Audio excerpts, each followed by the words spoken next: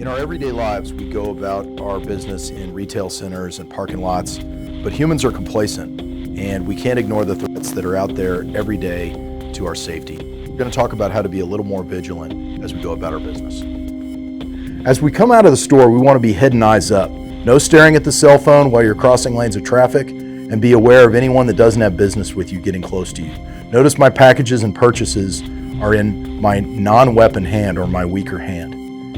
Take out those keys, defeat the lock for the driver's side door only. Conversely, we'll see some bad behavior here. People with packages in their hands, balancing their phone on their shoulder, totally distracted and unable to defend themselves, expensive purse dangling off the arm. Here we have a woman with her back to a high traffic area, engrossed in her phone for a long time. And over here again, a woman with her baby in a stroller who spends about 15 minutes on her phone instead of paying attention to goings on around her. Okay, we're back in our vehicle and we're fixing to pull out. Now I've had the forethought to park backside in to my spot so I can leave in a hurry.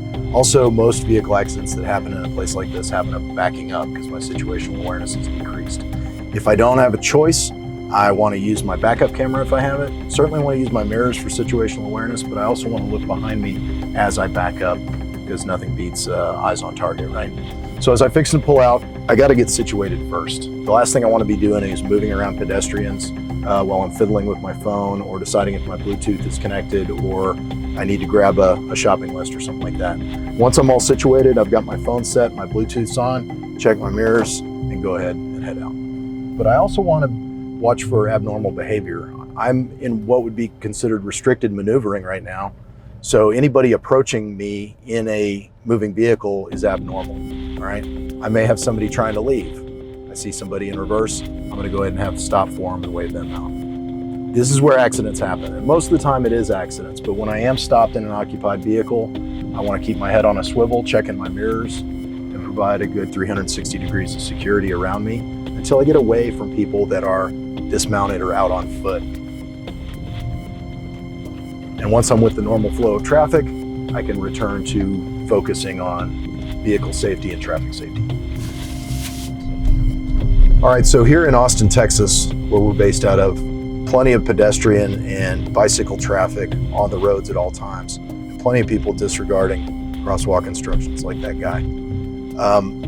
Reactionary gap and situational awareness is something that we teach in all of our classes, but it's so much more important in traffic because it's my responsibility to make sure that with cyclists on a thoroughfare with a lot of vehicle traffic that I don't get my head and eyes down on my phone or lose my situational awareness so that I can see cyclists, see pedestrians that are disregarding traffic signals. There's a lot of things going on in the world right now. Today, Austin is no exception. And certainly when we pull up to a stop at a stoplight or a stop sign, that's a vulnerable time for me as a motorist, particularly if I'm alone. So I want to make sure that if I do come up on a red light or a stop sign, that I take the necessary precautions to keep myself safe, keep my situational awareness up, and give myself the best ability to react to a violent threat should it occur. All right, so one of the things we learn in emergency vehicle operations training and indeed performance driving is that hands at 3 and 9 o'clock are generally accepted now because of airbag technology. If I'm at 10 and 2 or on the top of the wheel like they used to teach, my hands could be an impediment to airbag employment or even become projectiles into my face, could break my hands and wrists. So if you can help it, obviously not all the time when you're turning, 3 and 9 is a good call, or even the bottom of the wheel. Not that you ever anticipate impact, but that's why we wear our seatbelts anyway, right? Here in Austin, we've got a lot of these electric scooters on the road and a lot of cyclists using the roadway. Cyclists legally can be on the roadway. That's really intended for motor vehicles nowadays. So it's our responsibility to be head and eyes up to make sure that we don't strike a cyclist or a pedestrian. Get your head out of your phone, be situationally aware, maintain that 360 degrees of security, and maintain a good reactionary gap following distance in between you and the vehicle in front of you. All right, I'm coming up on a red light here. Now, one of the things I want to be careful about is following distance. I need to be able to see the tires of the vehicle in front of me contact the road. That means I have enough distance to turn out if I need to get away from a threat or a potential problem. All right, so as I'm driving along here, it highlights what we always talk about in all of our training classes, and that is situational awareness. Now, this is always going to be important to you, whether you're on foot or a vehicle, but in a vehicle, I have to make decisions at a much faster speed, okay?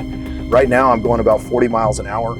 Oncoming traffic coming the other way up here is going about 40 miles an hour or more. I have no control over that. So my closing speed is probably in excess of 80 miles an hour to make a decision if somebody crosses the line or a pedestrian steps out into the road, obviously. So I want to be situationally aware. I'm constantly checking my mirrors, but nothing beats eyes on target for good reactionary decisions. Remember, you're at a disadvantage. You have to react to what's already happening to you, and action is always faster than reaction. So vigilant situational awareness is our friend here.